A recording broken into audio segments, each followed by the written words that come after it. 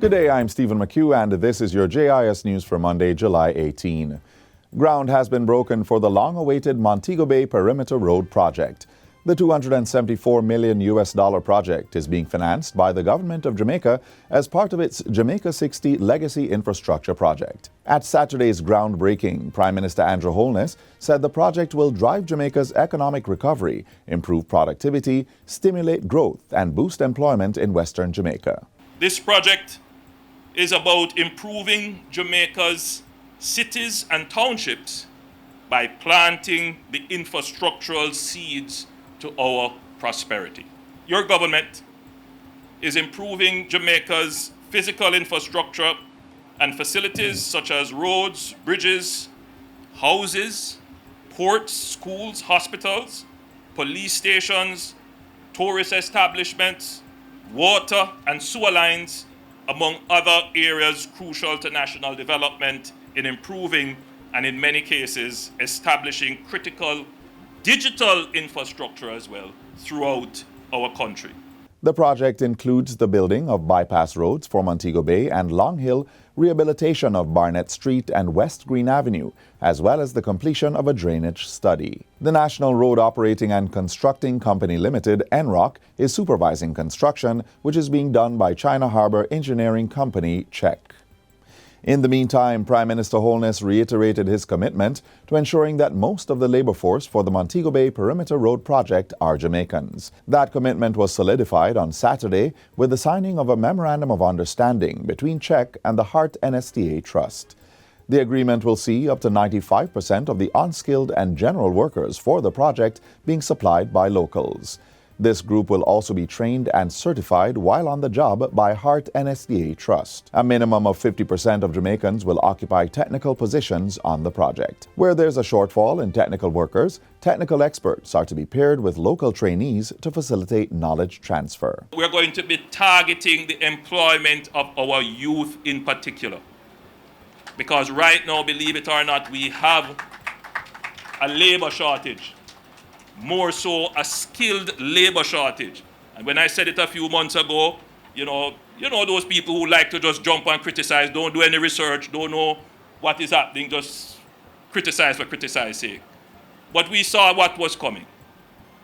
So for this project, we have created a parallel structure with China Harbour and Hart NTA to ensure.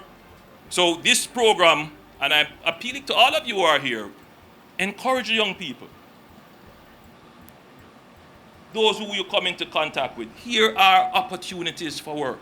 And there will be many opportunities in this program. In other news, 6,000 youngsters from across Jamaica will be engaged in gainful employment over a 6-week period under the government's Youth Summer Employment Program, JIS.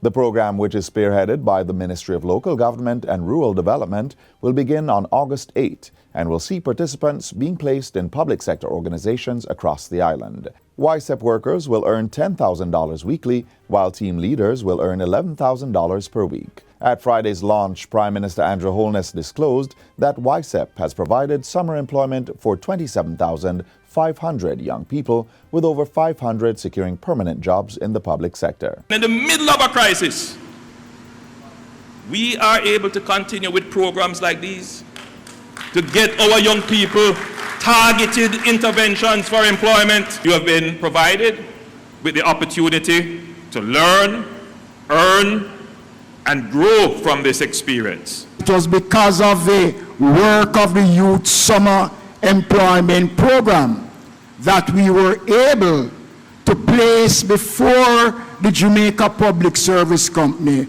a comprehensive breakdown of street lights working and those that were not working, and that was how we were able to settle the bill with the Jamaica Public Service Company. Since May, 2,398 participants across 81 schools have been trained in conflict resolution as government seeks to promote positive behavioral changes and conflict management in the institutions. The schools include 78 high and 24 primary and were grouped under Phase 1 of the Restorative Justice workshops for students, teachers, and parents. During an awards ceremony held last Friday, Justice Minister Delroy Chuck said the ministry intends to have all schools at all levels knowing about and making use of restorative justice when the workshop training program ends. We feel that in the schools, youngsters quite naturally get into disputes. These are a natural part of the growing up process. And because of that, we feel they need the skills to be able to resolve their differences, to be able to settle their disagreements, and to avoid the use of violence. Meanwhile, Education Minister Favour Williams, who was also speaking at the awards ceremony, said the program is essential in promoting pro-social behaviors through the development of social and emotional skills. And I am very grateful that we have this program in our schools, because as we look to another school year starting in September of 2022, I am hoping that we do not see a display of what we saw in the school year just ended, with many of our students in brawls. Training was conducted from May 9 to July 1 and was led by the Ministry of Justice and the Safety and Security Branch of the Ministry of Education and Youth. Phase 2 of the program will begin in the last week of September with 104 schools. And finally, students at Three Hills Primary School in St. Mary will benefit from a state-of-the-art multipurpose computer resource room when school resumes in September. The $4.4 million project, which was undertaken by Couples Resorts Tower Isle, was handed over recently. It includes a fully equipped resource room with 10 new computers, chairs, desks, multimedia projector, widescreen, and air conditioning. The school also received an outdoor recreational space to facilitate activities at the school.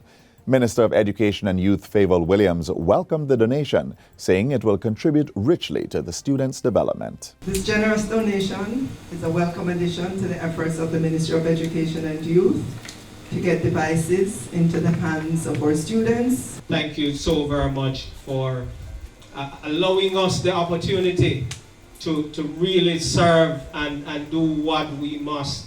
And I can tell you that we're committed. We're committed to not just the Three Hills Primary, but we're fully committed to the youths of our country. And that's it for JIS News Today. I'm Stephen McHugh. Thanks for watching.